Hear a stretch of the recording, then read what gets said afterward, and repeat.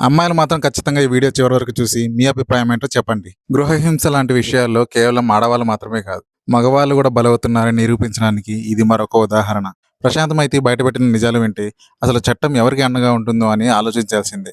ప్రశాంతమైతి గత 2 ఏళ్లుగా నరకం చూస్తున్నాను అని, తన భార్య సోమామైతి వల్ల physical attack and mental torture అనుభవిస్తున్నాను అని కన్నీళ్లు పెట్టుకున్నాడు.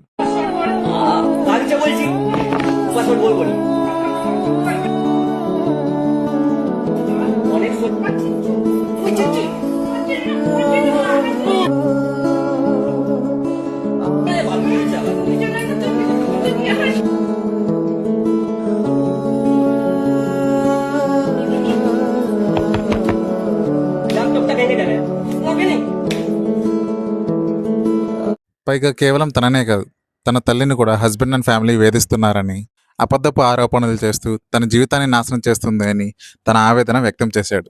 అయినా ఈ రోజుల్లో ఇలాంటి గొడవలు కామన్ అయిపోయాయి. కానీ ప్రశాంత్ అడుగుతుంది ఒకటే, న్యాయం. చట్టం ముందు అందరూ సమానమే కదా అని. ఈ స్టోరీపై మీ అభిప్రాయం ఏంటి? కామెంట్ చేయండి. ఈ నిజం అందరికీ తెలియాలి అంటే వెంటనే షేర్ చేయండి. అలాగే మన ఛానల్ని సబ్స్క్రైబ్ చేయండి.